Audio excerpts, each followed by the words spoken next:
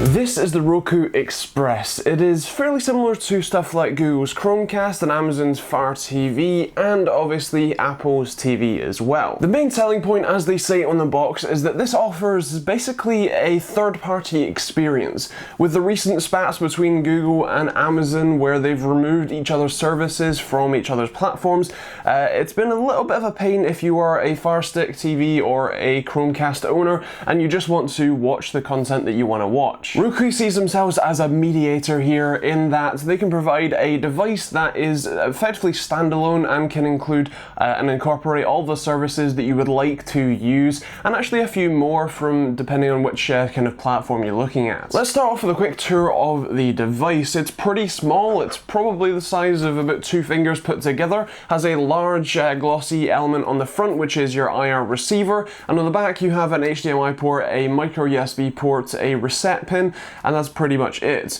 You do have a Roku logo on the top and a place for the sort of semi-strange adhesive pad on the bottom so that you can hang it under your TV for best reception to the included remote. And speaking of the included remote, one of the nice things is it actually comes with AAA batteries in the box. They're Duracell, so that's nice to see. The remote itself does have a few interesting features. Overall, it's a nice aesthetic. It has sort of soft touch silicone buttons and they feel pretty good. It doesn't feel as quite amazingly premium as, you know, the Apple TV's remote and stuff like that, so that one cuts your hand a wee bit, but either way, it's still pretty impressive. Has most of the buttons that you'd expect, including some that you don't, including buttons for specifically to enable or turn on Netflix, RTV, I'm not entirely, Red Bull TV I guess, and Yup TV. I'm not sure if these can be reprogrammed. It'd be nice if they can. The only thing that this is really missing is any sort of power button or any way to control your TV, and also no volume rocker either. Now, of course, you're mostly expected to use your TV's remote for that sort of thing, you know, turning the TV on and the volume rocker, but you can actually change the volume if you're streaming media from your phone,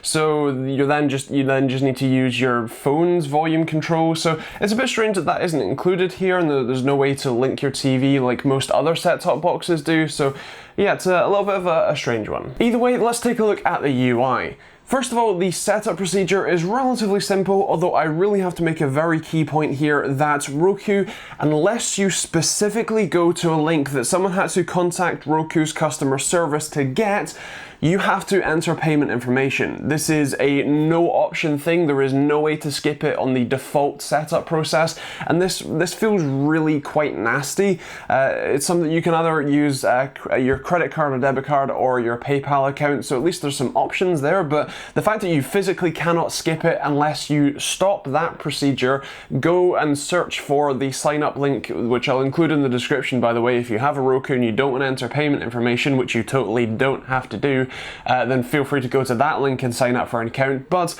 if you sign up for an account using that link, you don't have to enter payment information. It takes you straight to linking the device, and that's all you need to do. Once you get that all set up though and linked to your account, it's a fairly simple UI to use.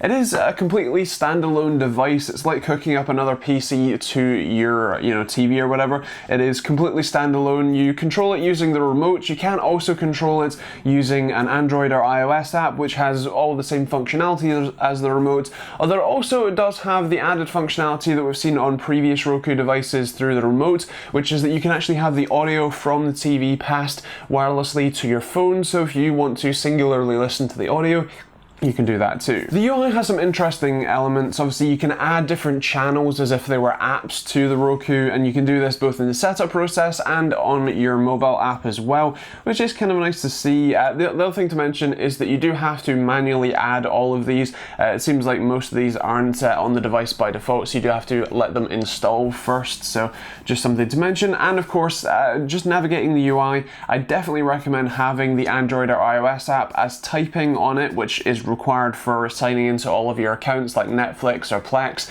You're going to want the phone so that you can actually type it in through the phone's keyboard rather than trying to singly press each key and like a console actually probably even worse because you have physical buttons here and it's slower. Now, as someone who comes from using a Chromecast as the sole device connected to my TV, I must say that the overall experience is actually pretty similar, which is nice. You do have the fluidity of, say, when you're in the YouTube app, you can just press the cast button, select your Roku, and then have it, queue videos up like normal.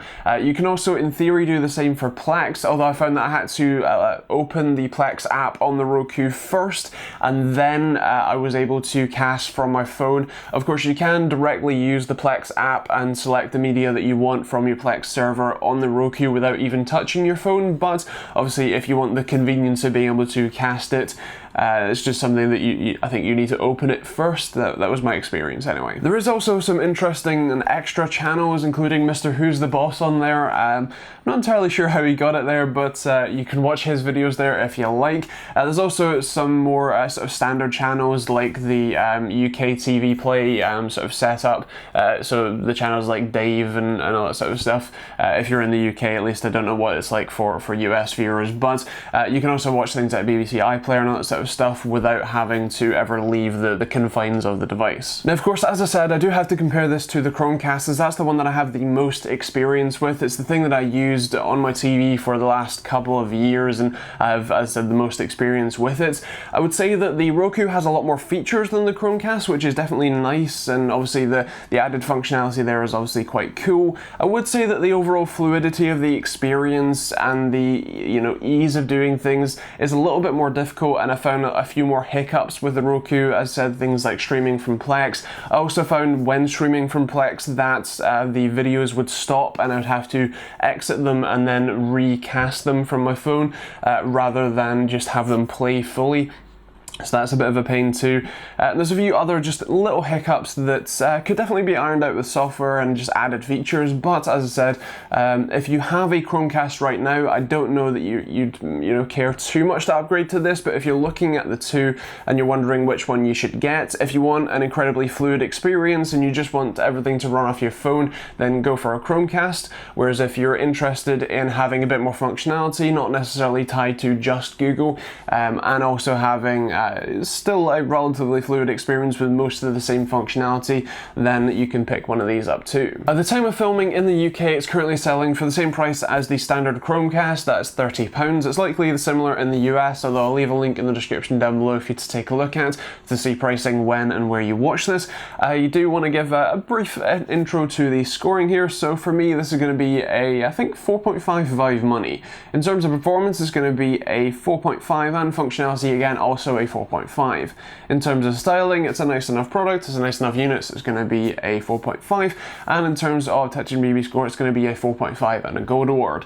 It's an impressive little unit. I definitely recommend it if you're interested in a necessarily strict, Google or Amazon or Apple ecosystem device. It does seem to work with all of them quite nicely, and obviously has a lot of services there available that some of the other units don't. So it's a nice feature add if you're interested. I'd love to hear your thoughts in the comments down below. Do you use a Chromecast or an Apple TV or an Amazon Fire Stick TV or whatever it is?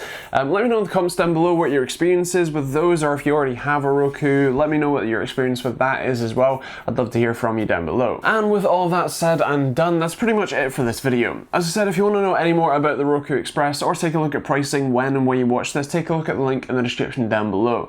There's also going to be great ways that you can support the channel and keep me making these videos on a Monday, Wednesday and Friday and now Saturday basis, so feel free to take a look at the Patreon link or Amazon and Overclockers UK affiliate links, which massively help me out when you use those to buy from those places. Otherwise, if you're new to the channel, feel free to hit that subscribe button. I mostly cover more gaming related tech, but this is a nice sort of, break from that, and if you're also new, feel free to check out some of the other videos over here.